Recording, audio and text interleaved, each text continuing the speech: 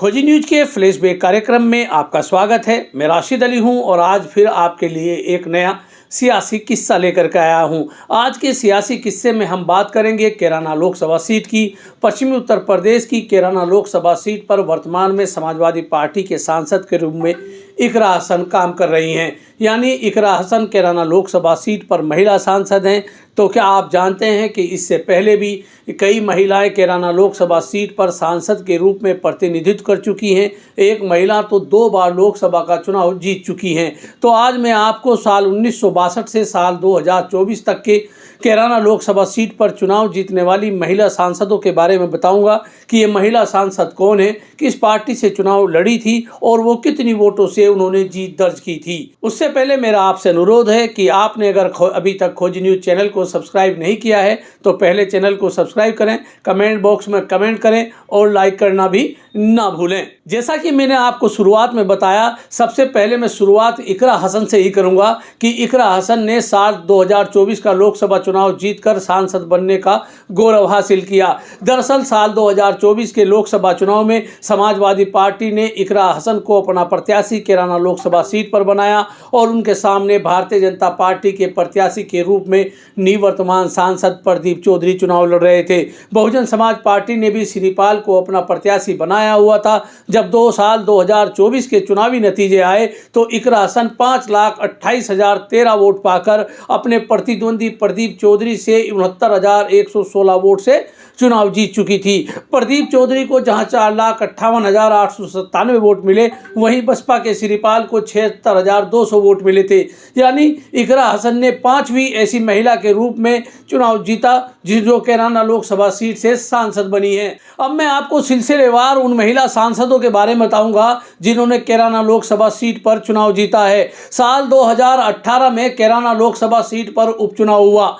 यानी साल 2014 में कैराना लोकसभा सीट पर भारतीय जनता पार्टी के प्रत्याशी के रूप में बाबू हुकुम सिंह ने चुनाव जीता था, लेकिन उनकी मौत हो गई। उनकी मौत होने के बाद साल 2018 में कैराना लोकसभा सीट पर उपचुनाव हुआ और समाजवादी पार्टी और राष्ट्रीय लोकदल ने अपना संयुक्त प्रत्याशी इकरा हसन की माता तबस्सुम हसन को बनाया। यानी तबस्सुम हसन को चुनावी मैदान में उतार दिया। हालांकि इससे पहले भी तबस्सुम हसन कैराना लोकसभा सीट पर सांसद रह चुकी थी। साल 2018 के लोकसभा चुनाव के उपचुनाव में जब चुनावी नतीजा आए तो तबस्सुम हसन ने 4,81,182 वोट पाकर भारतीय जनता पार्टी की प्रत्याशी मृगांका सिंह, जो बाबू हुकुम सिंह की बेटी थी, भारतीय जनता पार्टी की प्रत्याशी के रूप में चुनाव लड़ रही थी, उनको 44,618 वोट से चुनाव हरा दिया। ये कैराना लोकसभा सीट के इतिहास का ये एक ऐसा पहला भी चुनाव था जो लोकसभा का उपचुनाव हुआ और ये पहला भी ऐसा चुनाव था जब 2 महिला प्रत्याशी आमने सामने थी। अब मैं आपको ले चल के चलूंगा साल 2009 में। साल 2009 में कैराना लोकसभा सीट पर तब बहुजन समाज पार्टी के टिकट पर तबस्सुम हसन ने चुनाव लड़ा था। इकरा हसन की मां तबस्सुम हसन इकरा हसन के पिता मुनव्वर हसन की साल 2008 में एक्सीडेंट में मौत के बाद राजनीति में सक्रिय हुई और उन्होंने बहुजन समाज पार्टी के टिकट पर साल 2009 का कैराना लोकसभा सीट का चुनाव लड़ा।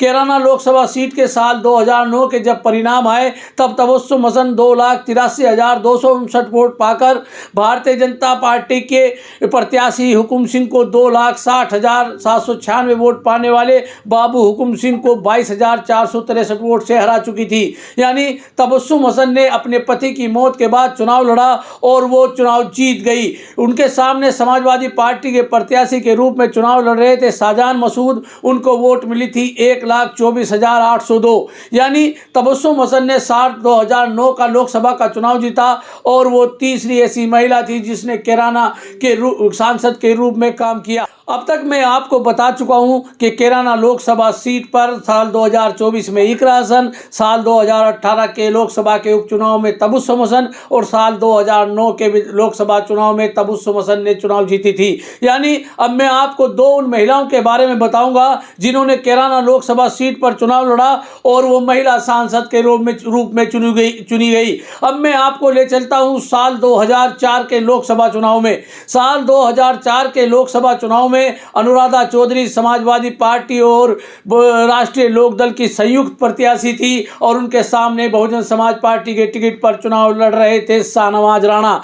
शाहनवाज राणा और अनुराधा के बीच साल 2004 का लोकसभा का चुनाव हुआ और इसके साथ ही एक और प्रत्याशी साल 2004 के लोकसभा चुनाव में अनुराधा चौधरी के सामने चुनाव लड़ रहे थे। उनका नाम था अमरकांत। अमरकांत भारतीय जनता पार्टी के टिकट पर चुनाव लड़ रहे थे, लेकिन जब साल 2004 के चुनावी नतीजे आए तब अनुराधा चौधरी 5,23,923 वोट पाकर शाहनवाज राणा से 3,42,414 वोटों की एक बहुत बड़ी जीत दर्ज कर चुकी थी। जबकि शाहनवाज राणा जो बहुजन समाज पार्टी के टिकट पर चुनाव लड़ रहे थे उनको 1,81,509 वोट मिले, जबकि भाजपा के टिकट पर चुनाव लड़ रहे अमरकांत को 75,851 वोट मिले थे। यानी अनुराधा चौधरी एक ऐसी महिला सांसद रही जिन्होंने कैराना लोकसभा सीट पर महिला सांसद के रूप में काम किया। अब मैं आपको उस महिला सांसद के बारे में बताऊंगा जिसने कैराना लोकसभा सीट पर महिला सांसदों के चुने जाने का सिलसिला शुरू किया था।